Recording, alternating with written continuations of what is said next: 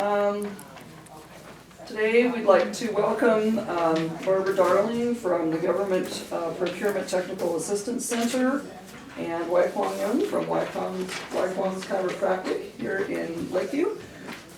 We'll start our day today with the Pledge of Allegiance. The flag right behind you as you choose.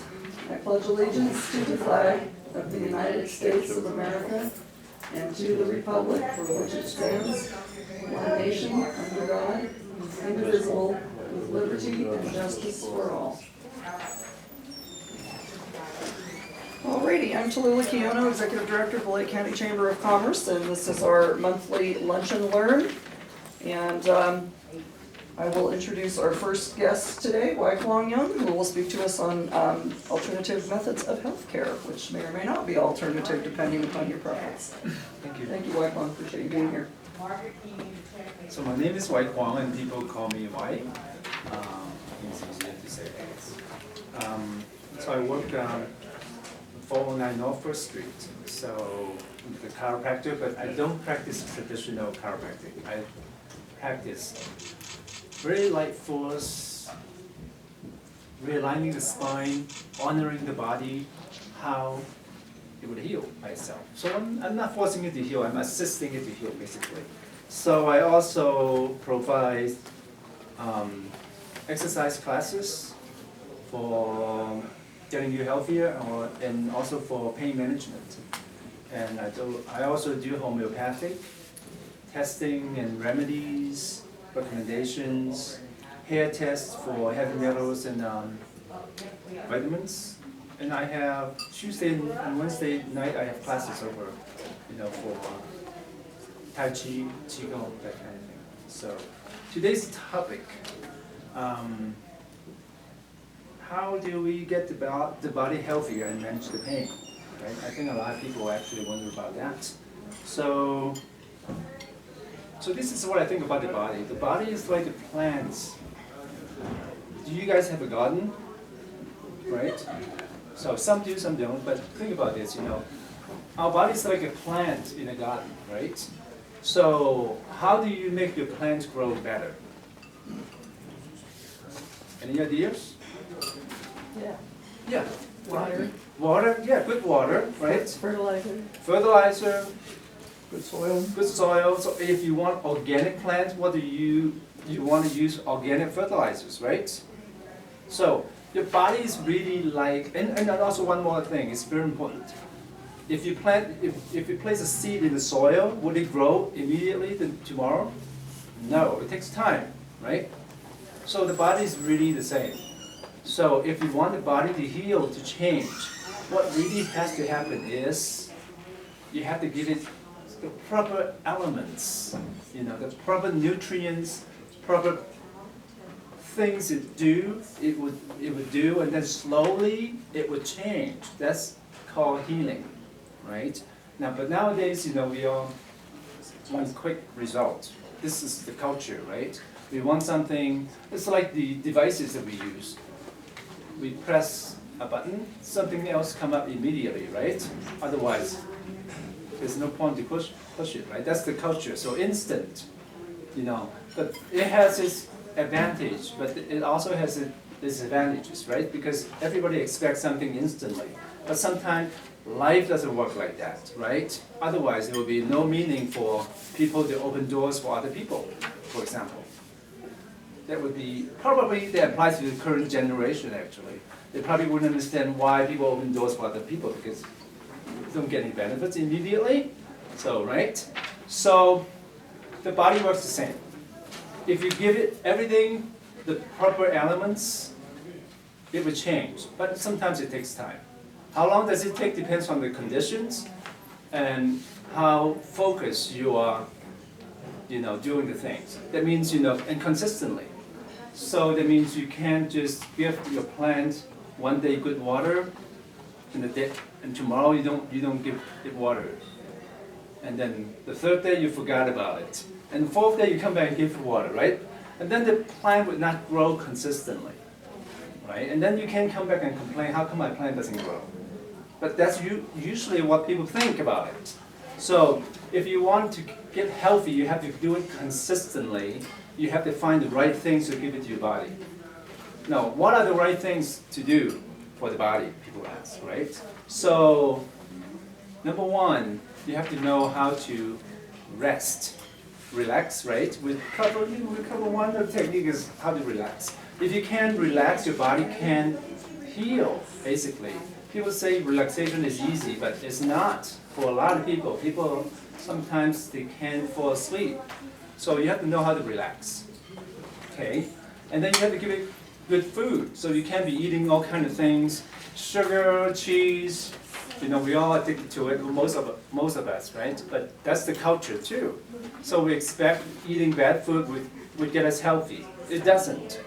So if you want the plant, your body, to get better, you have to give it proper nutrients. You have to pay attention. You can't pay attention to it this week and then you don't do it next week because it won't work. Your body is a great design, but it can only take so much abuse. It can take a lot more abuse than your plant, but it has its limit.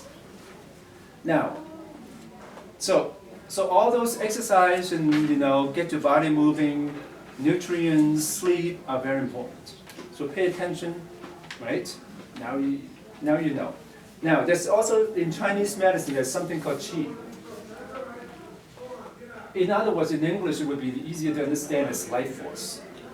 So think about it this way, everybody is given a cup of life force when you were born, right? You were given a cup. So if, say, somebody uses it a lot when you're young, then guess what? The cup got not much left, right, when you get older. So you can see people, if they used their life force, okay, a lot when they're younger, when they get older, they're in trouble.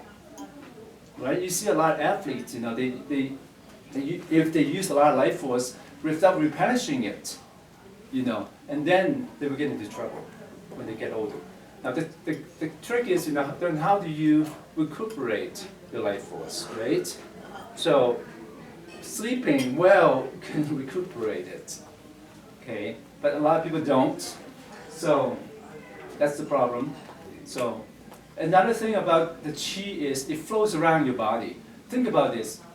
Think about like this, life force is like the twin sister of something in your body already. It's blood, okay? Your blood and qi are twin sisters. So the blood in your body, you can see, you can feel, right? You're warm. And the other part actually is also very important. The qi is the invisible part of your blood. It flows around your body through all the channels. That's why Chinese medicine have all 14 major channels. They call it acupuncture, qigong, whatever. It's the same theory. So, but it's like blood. It's the twin sister part of blood. So, the big organ in your body to take care of the blood is your liver, right? Now you go to the opposite side. What is that in there? What's in the left side of your body? Anybody know? Kidney, I don't know. No, spleen. Now, spleen. That's why spleen is this. This thing is very interesting. Spleen for Western medicine, right? The doctor said it has no use. Why would Western people think of that? Because they can't see it. Remember, the qi, life force, is a twin sister of blood, but it's invisible. So because Western science say, I can't see it, it doesn't exist. But, but Chinese medicine has been developed for thousands of years. So we figure, think about this, you're being created in balance, right? This is your liver for blood. The twin sisters here is qi in your spleen. So your spleen ties into your qi. So if you take away your spleen, the qi is in trouble. So then your body would be in trouble too. So that's why maintaining your channels flowing is very important. So acupuncture is actually very good. Okay, even though you don't see what they do, but that's what they do. And then in my practice, I practice different devices to open up your channels also. But today I'm going to introduce you one very quick way, to teach you one point. is called large intestine LI number 4, which is in the dorsal part, the back part of your hand, between your thumb and your index finger, but on the index finger side. So it's like you reach it and down all the way to the notch, right? That's the point. That's it. So usually when you press it, okay, what is good for this point? It's a large intestine. But it doesn't just, good for your large intestine. It's good for mostly pain around your head. That means facial pain, headaches, tummy pain, or fever. So if any problem you have, you should go to that point first. And this is how you press it. So usually you can use your middle finger and press on it until you feel kind of some pain.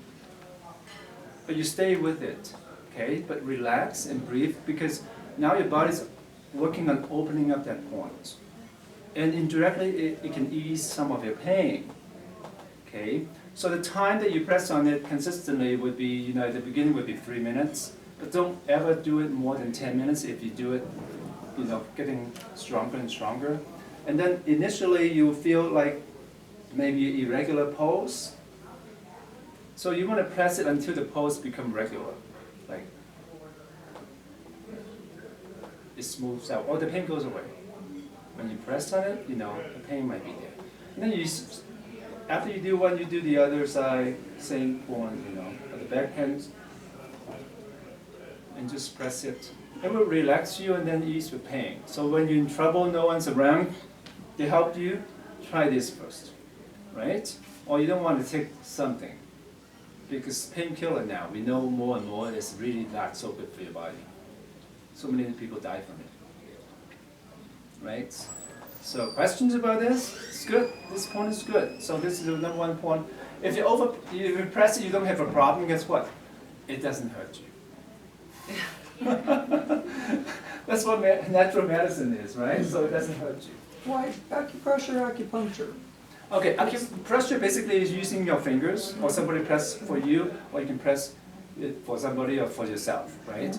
Acupuncture is using needle, right? Needle, if usually they needle this point, and the liver point on the toes is the foregate. This is a major point. People sometimes use it. When you have pain, especially pain, you go see an acupuncture, they would needle this point.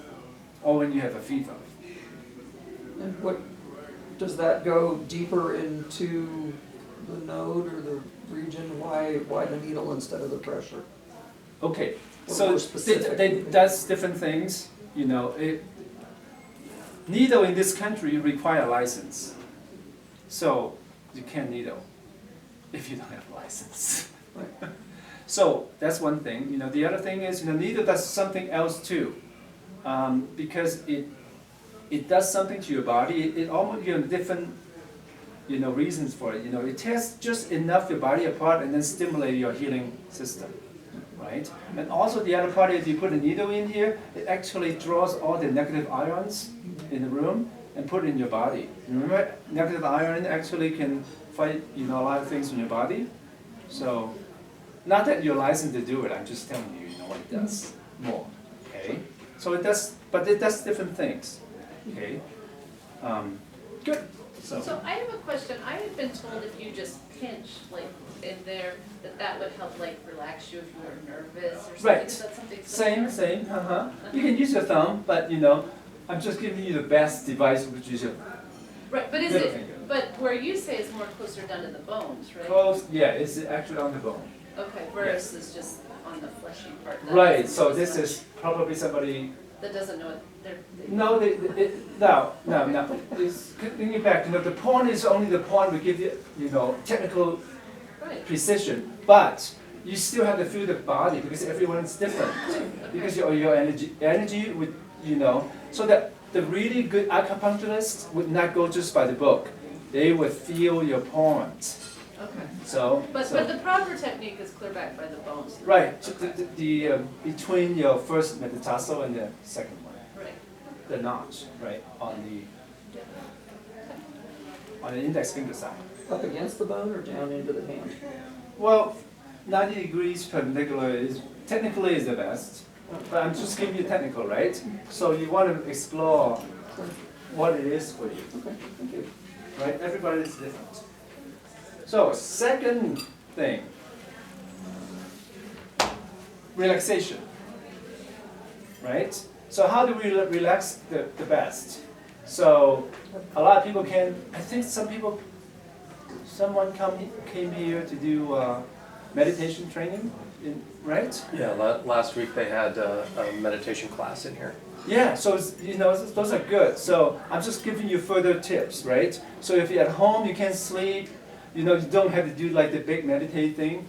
I'm just giving you a tip, you can shut off your mind. Maybe it works for you, maybe it doesn't. Now, there are different ways to do it. I show a lot of people. If you lay down on your bed and you just tap your toes and focus on your feet. That's one way. It's toe tapping because you move all your attention down to your toes. Then you would tip faster than your thoughts. If you think, you just tap faster. Just focus. That means you take all your thinking down to your toes. So you're using your physical body to distract you from your busy mind. It works very good. Now the other way is when you close your eyes. Now let's do it now together. Okay, close your eyes. Now, what are you doing? Now, focus on relaxing the muscles in your eyes and mouth. Focusing on just letting all the stress go into your muscles of your eyes and mouth and relaxing.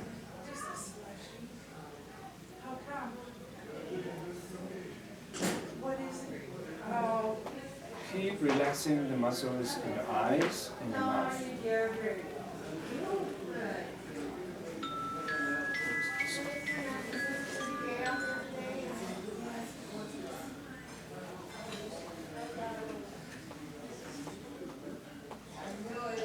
Good. You can open your eyes again. What do you think? It works, isn't it? It shut off your mind, did it? Coming in and out. Right. It put you right. So here's the thing. Eyes are input, and the mouth. You always think about talking. So if you actually stop those two, your mind stop thinking. Good trick, huh? So if you have like five minutes, during the day that you need a break, just set up your timer and just focus on relaxing your eye muscles inside and your mouth muscles. And then you get a good rest. Maybe better than most people sleep. Okay? Or you wake up in the middle of the night, just remember what Wai said, okay, just relax, I'm going to relax my eye muscles and mouth muscles. And then, whoop, go back to sleep. Good. Now the third thing is easy, So magnets are very good for pain management, right? So we get through the day, sometimes people have a lot of pain. With physical body, you can't avoid pain. Pain will come at different stages of your life, especially when we get older, our body recovers a little bit slower. So you use magnets, but not just any magnets. You want biomagnets that actually have the pole. Like think about it, sometimes I wear them, when I need more energy. See, once they would have North Pole and South Pole. If you buy a magnet, randomly buy a magnet, this is the thing. They would have north, south, north, south, north, south, and then the north is stronger, and then you thought that's side, But you want to buy magnets that is uniform. One side is all north, and the other side is north, south. And those are actually good for your body. Okay, so you can put the north side, not the south side. You put the north side on the pain, it would actually decrease your inflammation. It's an economical way to manage your pain. It won't hurt you if your body don't need magnetic field. Who doesn't actually? So then it would just don't need it, and too. You feel I have enough. So for management of pain is I think if you don't want to do anything else, that would be a way. So north-south, is north the side that pulls metal towards it? No, Or the they side both that- would. So you have to buy things like this, that the red would be the north, the south would be green. You have to be very careful. Because the green promotes inflammation and growth, Right. Right. So you want to put it on like, some place that you have growth there. You want to always the north side. Save the north side. So there are resources for, That you have to call me and then I can order some for you, so it's pretty easy. So those are easy, so if you need something, you can put it directly on your pain or you can put on your sternum to increase your energy. But don't take the magnet off the refrigerator. No, because there's no use. Well, and then- no, I mean, that's what I want to make sure. Exactly, It's thank the you. right kind of magnet. Yeah, exactly. So you don't use them, because they're north, south, you don't know. Okay. And they're mixed. Right. Their north-south poles are mixed, so, so that's why some people, they've heard about magnet works, right? And then they try the refrigerator magnet, it didn't. That's why, because it's not designed for that. Okay, makes sense? So all those things, what I'm talking about is, basically you're giving your body the right condition to grow, to strive, right? So those are the right things to do. Not that I'm against chemicals, chemicals has its place, right? Chemical creates immediate results. So, but it has its consequence. Just like our food now, right? Because we want quick chicken, quick plants, right? We put chemicals, they grow, like milk, right? And cows, but it has its consequence for long term. So you can't really do quick things for long term because the body is not designed for that. So we have to pay sometime, right? So you can, eat the hormone meat and milk and think that you can get away with it forever. You will have to stop at some point because your body is not built like that. The body's built to live and strive in the perfect condition, just like the plants you have in the garden. Just think about that, and then you know how to take care of your body. Questions? All right. Thank you. thank you. All right. Like a little. If I can get this going.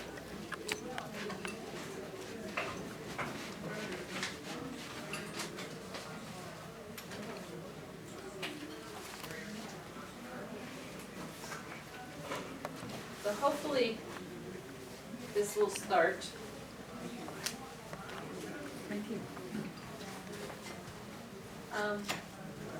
But just while this is coming up, a little bit of background on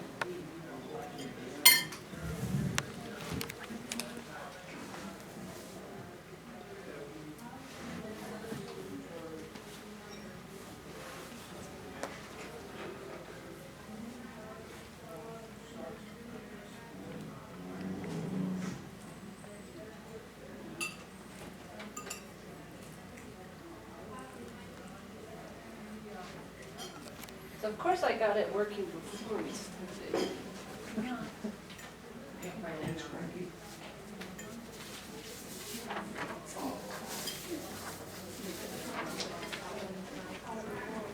Well, see, sometimes it just kind of pops up after a while. But I'm gonna give you one of these, and then we can walk through the paper copy if we need.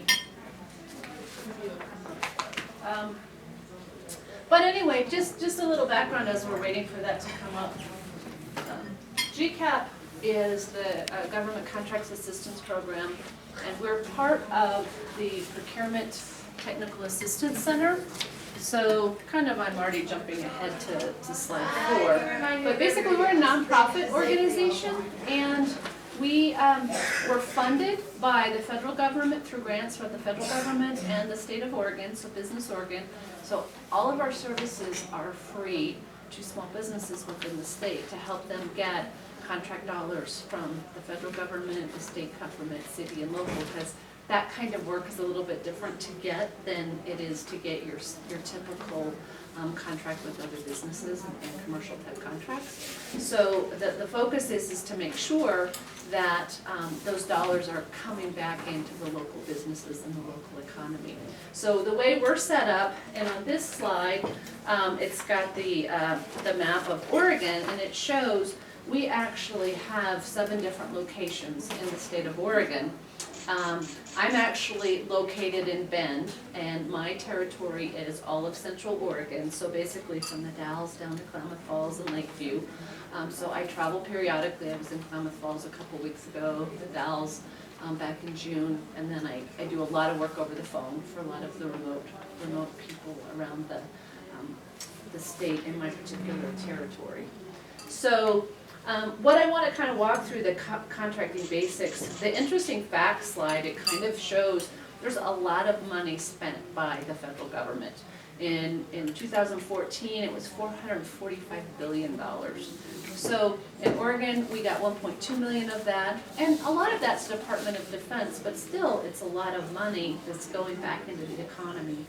So the bottom line, if you look at the last bullet, $274 million went to Oregon-based small businesses. So that's a lot of money that we want to make sure we keep coming back into the state instead of going to other states. So on the next slide, federal and state certifications, that's where the federal, we'll start with the federal certifications, but it's the same for the state. They want to make sure they're taking care of all types of businesses. So the first one here is historically underutilized business zones or hub zones, which Lake County is a hub zone. And so even the Forest Service right now is trying to find hub zone businesses because they can narrow the competition for work. So even like their tree falling or thinning contracts, they really want to find hub zone contractors. And so they even asked me, can you go help contractors in Lake County get certified for this particular set aside, because they don't want it just to go to the real savvy business people. They really want to develop the economy in these historically underutilized business zones. So that's one, that's geographically, but they also want to take care of the disadvantaged. So you'll see the next certifications are 8A, which is socially and economically disadvantaged. Socially generally means being a minority. Women-owned small businesses, as well as the service-disabled veteran-owned small businesses. So again, if there's more than 2 companies that meet that category, they'll set it aside, and if you fit that category, then that's really good because you have less competition, and then it can help the government meet their goals, which we'll talk about in just a minute. The state, the next block down, it's called COBID, and they changed the name of it. It has to do with diversity. I don't remember what they all stand for. But again, they have certifications as emerging small businesses, minority and women-owned business enterprises, disadvantaged, then they just added the service-disabled veterans. They don't have set-asides per se, but they do try for every purchase to solicit at least one of business in these categories. So again, they're trying to take care of that. The emerging small businesses, sometimes there'll be a set-aside. Like for example, the Oregon Department of Transportation renovated their office here in Lakeview, and they did limit that to emerging small businesses. So again, they're trying to keep the money in the community of the small businesses instead of bringing people over from the valley in order to do that kind of work. So, and then ODOT has its own small contracting program, and again, the purpose of registering in that is kind of like a phone book so that they can go find small businesses to keep the money with the small businesses. I was thinking this was going to come up. So let's go to slide 9, the federal small business goals. And basically, as I mentioned before, the federal government has a goal to give 23% of all of their contract dollars to small business, which doesn't seem like very much, but if you think that some of the really big things they buy, like tanks and airplanes for the Department of Defense, cost billions of dollars by themselves, that drives down the percentage that really a small business could do because they can't do that. But if you look at the number of purchases, it actually turns out that the number of purchases, there's a lot more that actually go to small business. But they have goals, and so every contracting office is trying to meet the goals of 23% to small business, and then it's further divided into 5% to small disadvantaged businesses, those are the minorities, 5% to women-owned businesses, 3% to hub zone, and then 3% to the service-disabled veteran-owned businesses. So again, that kind of drives them to the set-asides to narrow the focus. So that's good for small businesses that fit into one of those categories. So the next slide is how the government buys, and that's what's a little bit different. Commercial industry, there's a lot of marketing and sales where a business development or sales guy can go to another company and say, you know, I sell copying services, your business really could use my copying services and we're really great. And the other business goes, yeah, that's great, sign me up, I want to do it. Well, the government can't do that because it's taxpayer money, and they have to give everybody the same opportunity to get that taxpayer money. So there's this kind of more complicated process. So this flow process, basically the first couple blocks are, they decide what they want to buy, they write it down in a solicitation, which is the first 2 blocks. The last block on the right, top right, says they somehow they post the solicitation and then you have to find it, and we're going to talk about that in a minute. You know, as a business, you got to know what's out there to bid on. The middle row is vendor will review the solicitation and they actually have to submit a bid or proposal, and it can be very simple as in providing a price, or it could be very complex and saying this is actually how I'm going to prepare or to meet your requirement if it's a service that might be a little more technical. And then the government has to go back and evaluate it the way they said they would evaluate it, and they can't bias it towards the company they like or their brother-in-law's company. They actually have to be fair because it is taxpayer money. And then based on that, they'll award a contract. And then the bottom line is basically they'll perform. So, it's just the whole thought process. It could be for something very simple as copy supplies, but it might be something more complex about, you know, providing the janitorial service for a building for an entire year, and it has to meet a lot of different specifications. So sometimes it's a little bit more complex. So then moving to the bottom one, the dollar thresholds, basically, so the more complex it's going to be of a requirement, or the more dollars, it's going to be a more complex acquisition process and where it's posted. So on the federal side, $0 to $3,000, actually it's been increased to $3,500, they can just go and buy whatever they need with their credit card. So the Forest Service office here in town, or the Ranger District, you know, if they need to go buy a tarp for whatever it might be, they just run down to True Value and use their credit card. So, you know, that's not as complicated as a process. But then above $3,500 and up to $25,000, they're supposed to advertise it someplace. Some offices are better about posting it on a website than others. At a minimum, though, they'll actually call and get 3 quotes. So again, it may be hard to find those requirements if you haven't actually talked to those offices to see what it is that they might be buying. But over $25,000, they have to put it on their website to find as many people as they can to actually bid on it. So the state has a similar process, but under $10,000, they can just go get 3 quotes. Or they can actually even do get a single source. It's over $10,000 to $150,000, then they get 3 quotes for sure. And then over $150,000, they have to advertise it on the ORPN Procurement Information Network, which I'll show you in a minute.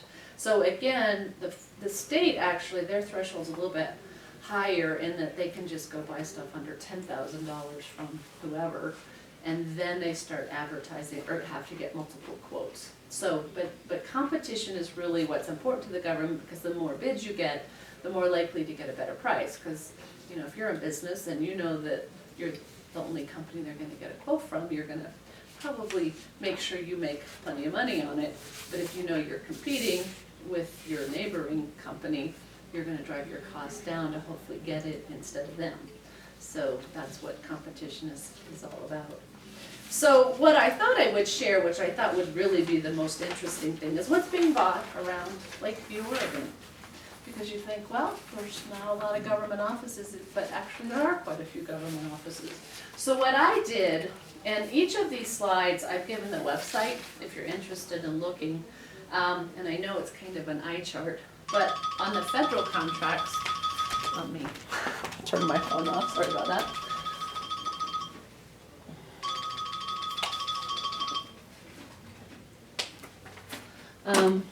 You'll see it's fbo.gov, and I just did a search to see what's in Lakeview, Oregon, and this was last week. And so kind of looking at the fine print, the Forest Service, or the BLM, is looking for sage grouse radio collars. And that was posted just July 6th. Before that, there was one for groundwater monitoring and remediation, and this was put out of, that was out of the Lakeview Ranger District office. There was pressure-treated wooden posts out of BLM. And then finally, there was a culvert replacement out of the Forest Service office. So, you know, those are, the Forest Service one, actually, the last one was last fall. But they're buying different things out of the federal, on the federal government side, and that's primarily the offices here in town is Forest Service and BLM.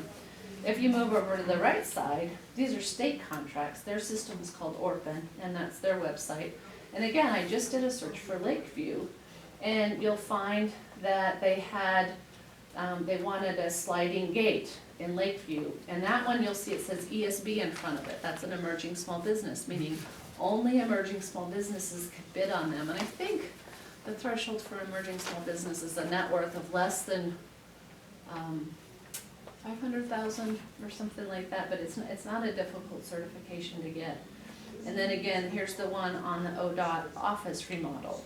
And then they updated the HVAC system. So again, there's quite a few projects, and all of these were in, you know, in 2016 except for one. So there is state work. And the other one, I had it in my slide deck, but I didn't have it here. But you know, Warner Creek Correctional Facility is here. That's a state office. And most of the supplies and food that they buy, they actually do ship it to their warehouse in Salem and then distribute it out. But they have a lot of construction work. And right now, like they're trying to put in a geothermal panel. They can't get anybody to bid on it. And I don't know if it's because the local community's not aware of it. They're also trying to build a pole barn. And so, you know, it's harder to find on their sites, but you know, if you know of anybody that is a contractor that wants to do work out at the prison, there's work to be had right here locally. So it's just knowing where to look for those types of things. So then going on, Lake County, they don't actually have anything advertised right now, but I did look, and they had some mental health requirements earlier in June. And then Klamath County has quite a few things.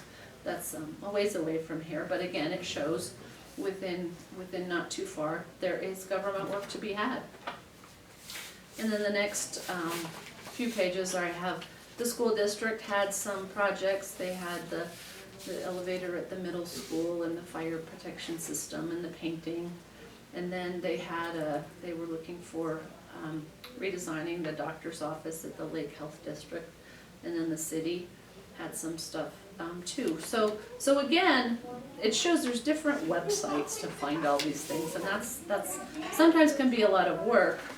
So that's the one thing, if you go to the back page, you know, that's one of the services we provide is actually helping small businesses find those opportunities out there. So, you know, in theory, you could go to work every morning and look at every single website to see what's new every day.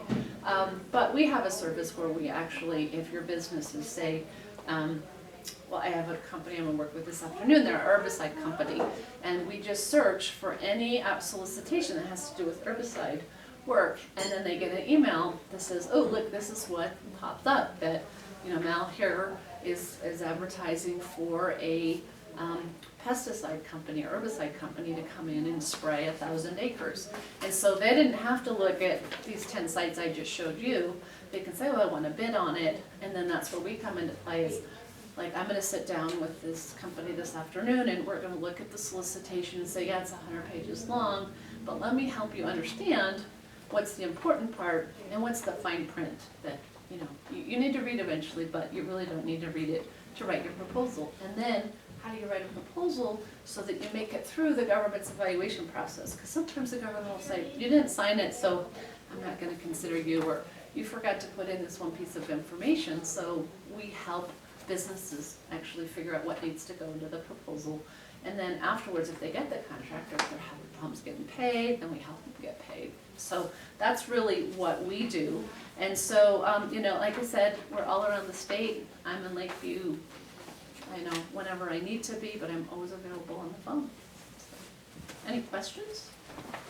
Yeah, what is the success rate for keeping dollars local, especially in these rural areas? Because some of this stuff is very specific, you're not gonna find these contractors. You know, and I think, now, without having asked the Forest Service specifically, I know they struggle. Like, the last time I was in town, I did a class out at the Forest Service office. And a lot, if the companies don't go get the certifications like the Hub Zone, it's harder because then they have to compete with the companies in the valley that aren't Hub Zone. Or they may not be as sophisticated in writing a proposal as a company. So it's always a challenge. So, you know, it's hard to say what the success rate is, and that's what we're trying to whittle away from and say, you know, we're a resource to try to help keep the money local for any businesses that really want to do that. Like I said, the challenge is everything's on the computer now, and that's harder for some people than others, you know, to really kind of know how to maneuver through the wickets of the computer. You know, almost all solicitations now are submitted over email. I think most people can handle email, but some of the other programs are a little bit harder. But again, that's where I helped a lot on the fire contracts too, because when every spring, the Forest Service has their fire and aviation contracts, and they actually have a computer system set up that's pretty easy to use if it's running. When it's not, sometimes that's another story.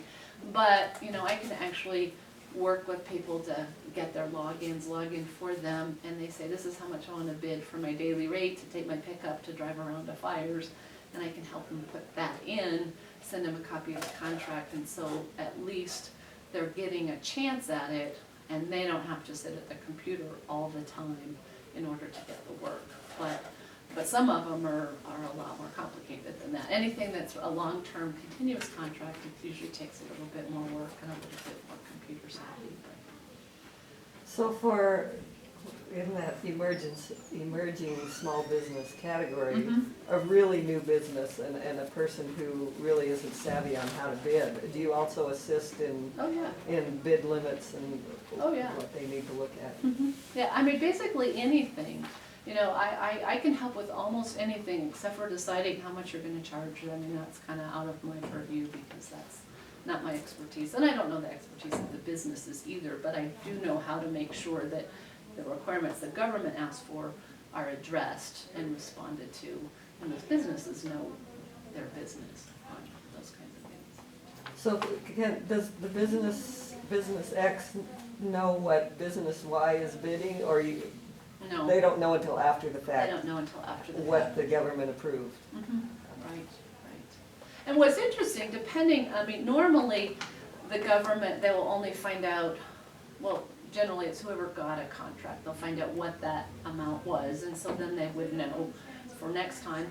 But it's interesting, like the federal prisons, when they do a solicitation and they say, we wanna buy, 1,000 pounds of flour, they'll actually say, this is what the last 3 times we bought 1,000 pounds of flour, that's how much we paid, to put it in perspective. But that's more typical for the prisons than it is anything else. But on the fire contracts, like for example, the guy that wants to bid his pickup truck, he could look and see how much everybody bid last year to see what those prices were, to know, because basically those are, the lowest price guy on this truck is the first one out, and then the next lowest guy is the third one out and fourth one out. So, you know, they kind of play with their prices on, if you want to be out on the fire all the time, you price low. If you want to just be the third or fourth one out, you can maybe charge a little bit more, but it's still understanding where you're going to fall in that dispatch list based on your price. So those bid proposals do become public information after the fact at some point? Yeah, on the fire ones, the pricings do. Because all it is pricing, but it says, yeah, this is the type of vehicle that was bid, that was called out, and this is it's a Suburban 4-door, 4-wheel drive, and they charge $150 a day and $1.50 a mile. And that is that easy for anyone to find, or would? I could show you how to find it once you know where it is. Oh, then okay. Yeah, there's just a place you go on the Forest Service webpage and you go to finance copies, and so, I mean, even if you wanted me to show you before you leave today, I could show you that on my computer. So, yeah. Any other questions? Good. Very good. Sorry, my that's My okay. audio visual didn't work, but oh well. I can follow paper. Yeah. So the last time you did this, was there a good turnout or? The last time I did it in Lakeview was in an evening, and I got about 5 vendors and I think about 6 government people, so yeah, not a good turnout, and the Forest Service pushed it real hard. I was in Klamath 2 weeks ago, and I had about 15 people, so there was a few more in Klamath, but Well, I sometimes. guess yeah, per capita, that's probably not the same. Probably, yeah. And it's just finding, the interest, but like I said, I know there's various people in the county that I talk to that will call me. But so I have about 4 or 5 active clients in Lake County right now that I'm helping with different things that'll call me up. Yeah, and I would think that even though the population of Lake County is small, there's still the same amount of need for government stuff because there's all that open land where stuff needs to be done. Oh, right. So there is a lot of stuff coming out. Like, I was surprised, to be honest, how many things I found and just for Lakeview, not even Lake County. Lake County's a little bit bigger and more stuff that popped up. So do you have a business? Well, I sell hats, so Okay. I don't have. Well, yeah, okay, yeah. But Pass this I might on. need 'em. I'm always, Uh-huh. I always look at other small business opportunities Oh, yeah. because I don't know how long I'll be able to travel around and do this. And So when you go to shows and stuff to sell hats? yeah, Okay. mostly, yeah. Do you sell wholesale or Uh, like fairs where? Does custom fitting. Yeah, Oh, wow. it is custom, but no, it's retail. Okay. I should tell my husband about you. He is always struggling to get hats that fit, and he likes nice quality hats. Oh, well, Round I sizes, don't- shapes and styles. I don't have a single business card on me.